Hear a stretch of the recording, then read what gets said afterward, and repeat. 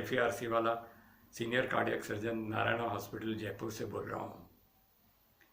मैंने कोलेस्ट्रॉल के पिछले वीडियोस में सारी जानकारी दी है कोलेस्ट्रॉल के बारे में। इस वीडियो में मैं बताना चाहूँगा कि कोलेस्ट्रॉल को कैसे मैनेज करते हैं और उसकी ट्रीटमेंट में जो दवाइयाँ यूज़ होती है उसके साइड इफ़ेक्ट्स क्या है, क्योंकि कई साइड इफ़ेक्ट्स डेंजरस हो सकते हैं। कोलेस्ट्रॉल हमारे बॉडी में रिपेरेटिव वर्क के लिए यूज़ होता है। फैट सॉल्युबल विटामिन सारे उससे कैरी होते हैं और सारे स्ट्रेस हार्मोन्स, सेक्स हार्मोन्स या बाकी के फैट सॉल्युबल हार्मोन्स ये सारे कोलेस्ट्रॉल से बनते हैं। इसलिए कोलेस्ट्रॉल का एक अपना इम्पोर्टेंस है।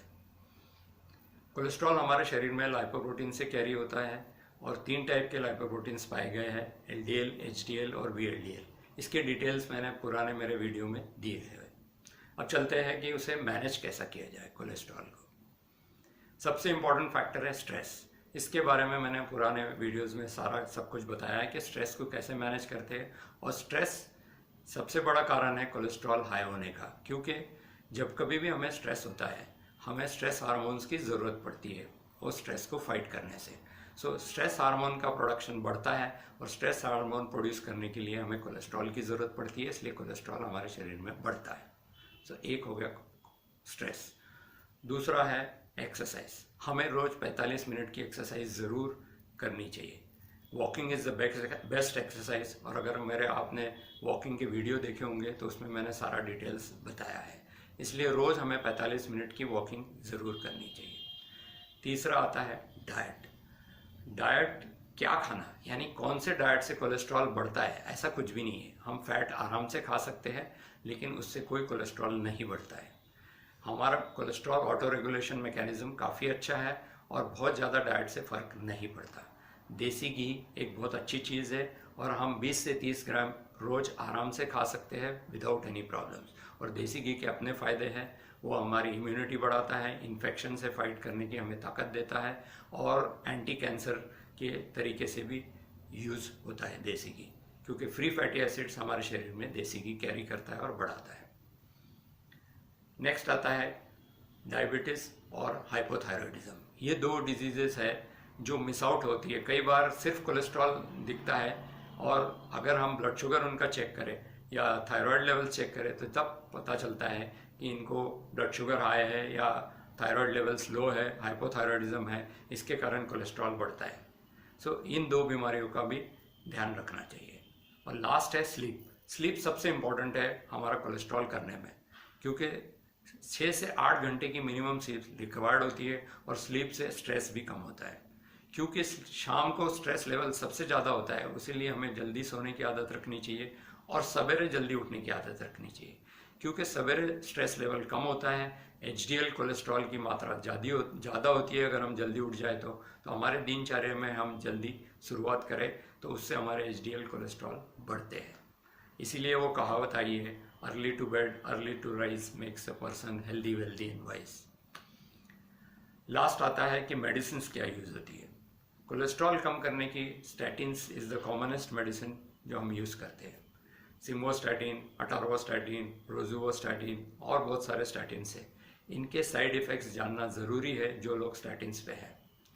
फर्स्ट इम्पॉर्टेंट जो है वो डायरिया, स्टियोटोरिया, फॉल स्मेलिंग स्टूल्स, ये एक साइड इफ़ेक्ट्स है स्टैटिन्स का। दूसरा है डायबिटीज़। कई लोगों को फ्रैंकली डायबिटीज़ प्रेसिपिटेट होता है 6 महीने के बाद, तो उसका ध्यान रखना चाहिए कि जिनको डायबिटिक नहीं है और वो स्टैटिन्स पे है तो अपना ब्लड शुगर रेगुलरली चेक करना चाहिए।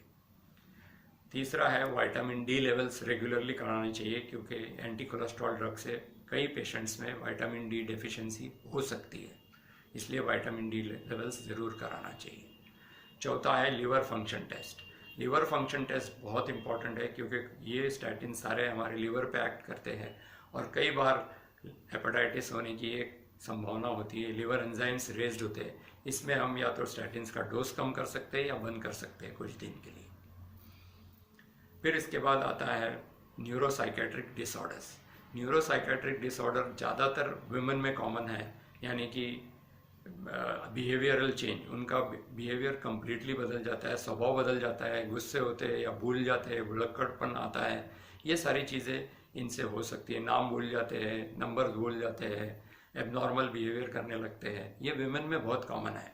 इसलिए जो कोई भी माता बहनें हैं जो ये कोलेस्ट्रॉल की दवाई लेते हैं, इन पे स्पेशली ध्यान रखना चाहिए। और अगर इनको सिम्टम्स बहुत ज़्यादा है तो ये एंटी कोलेस्ट्रॉल ड्रग्स बंद कर देना चाहिए, क्योंकि कम्प्लीटली रिवर्सिबल है। लास्ट जो सबसे इम्पॉर्टेंट और डेंजरस है वो है मायोपैथी, मायोसाइटिस। और मायोसाइटिस का कॉम्प्लिकेशन ज़रूर से होता है। वो इम्पॉर्टेंट इसलिए क्योंकि वो डेंजरस साबित हो सकता है, हमारी जान जा सकती है। जैसे मैंने बताया कि मायोसाइटिस एक इम्पॉर्टेंट और डेंजरस कॉम्प्लिकेशन है, क्योंकि इसमें जो सिम्टम्स आते हैं जैसे कि पैर में दर्द होना, पैर थाइज में स्पेशली थाई मसल में दर्द होना, या थकावट लगना, या इजी एकदम थोड़ा सा चलने पर वीकनेस महसूस होना, ये सारे लक्षण है कि हो सकता है आपको मायोसाइटिस या मायोपैथी हो जो स्टैटिन रिलेटेड हो। और कई बार इनका जो साइड रिएक्शन होती है वो बड़ी सीवियर फॉर्म में होती है और वो पहचानने में मुश्किल होता है।